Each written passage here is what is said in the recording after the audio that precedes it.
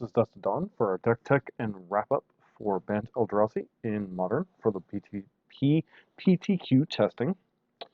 Overall, we went 2 and 3. Um,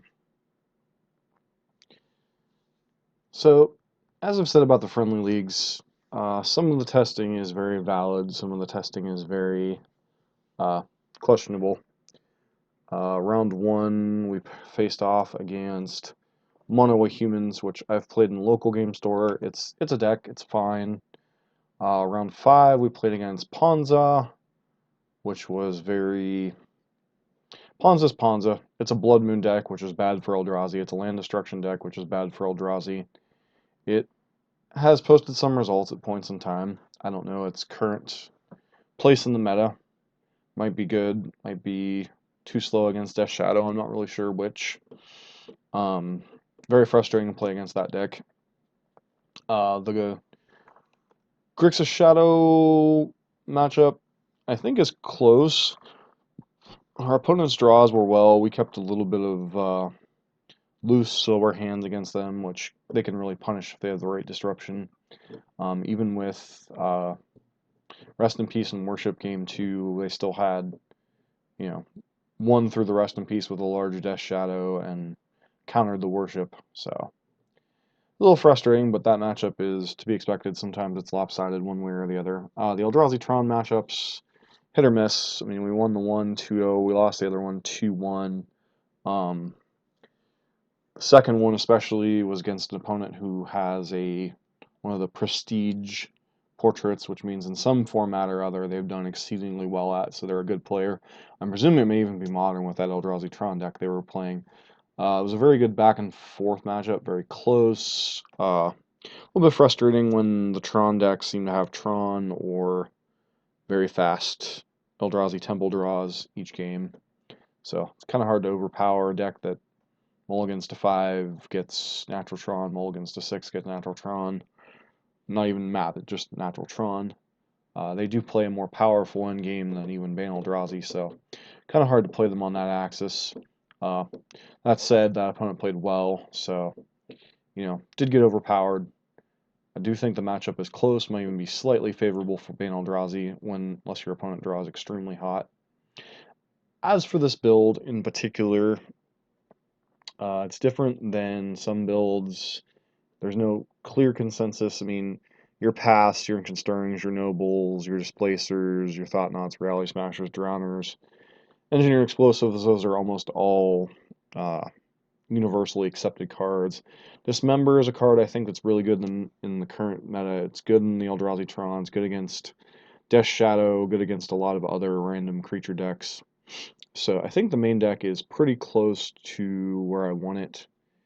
The Gemstone Caverns we didn't get to see do its thing on the draw, but I think it's fine over a third Yavimaya Coast I would run. As for the sideboard, got to see Tamiyo a few times, especially in the Eldrazi Tron matchup. Felt pretty good. Really haven't had a chance to see her in action much, so that slot's one that's kind of up for grabs. It's my first time running All Is Dust. Obviously, it's not great against Tron or Eldrazi Tron. It's too slow against Shadow, so I really didn't see the matchups where it would have been good against. Worships, in the matchups, Worships are good. They're great. Land one against Grixis Shadow, you land one against Burn, land one against any type of creature deck. It's usually almost game over because they have very few answers to a card like Worship. Cages, they're there for all the collected company decks. I wouldn't remove them. Rest in Peace, I think, is just necessary. While I don't like it in the Burn deck, I do like it in Tron, Eldrazi, Bant Eldrazi, because it's a little bit slower of a deck, so disrupting your opponent's a little more important. Stony Silences are important, obviously, against the newer builds of Eldrazi, Tron, Affinity, Lantern, all of which are miserable matchups game 1, except for maybe Eldrazi Tron. And Blessed Alliance is there against Burn, it's there against Death Shadow. So I think the sideboard, other than the Tamiyo slots, are pretty close to good. Might trim a Worship, might trim a Tamiyo.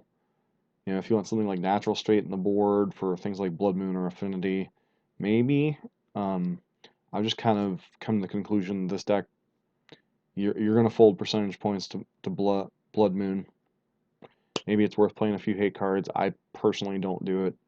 There's so few Blood Moon decks running around right now. You've got Skred, Ponza, Blue Moon, and sometimes out of the sideboard a Storm, which Storm's already an unfavorable matchup, so I'm not too worried about that. So of those four, the only one that sees a lot of play is probably Storm. So don't know that Blood Moon's too relevant in this current format. Beyond that, I still like the deck. I like where it is. I think the Eldrazi Tron and Grixis Shadow matchups are close. The way this deck is configured, Burn is close. Affinity, you're probably a dog game 1. Closer game 2 and 3. Those are really the top decks outside of Blue-White X control decks that are running around, which I think this deck does a reasonable job when you're playing the Caverns because they have to rely solely on their removal spells. So I think the deck's well positioned against the top decks. I mean, obviously you have some problems against Living End and some other, like Living End Dredge, which the sideboard does a little bit to, especially Dredge. But I think the deck's well positioned. Matchups are close to even favorable on the top end of the thing. Whenever you're playing the friendly leagues, much like LGSs or the early rounds of a Grand Prix or even a PPTQ, you can run into some non-top tier decks, so you kind of got to be ready. But overall, I think the deck's fine. You know, I still not leaning one way or the other between it, Skred and Burn. Probably going to play another round of leagues with each, see what happens. So this has been Dusk for Dusk Dawn Gaming. Thanks for tuning in.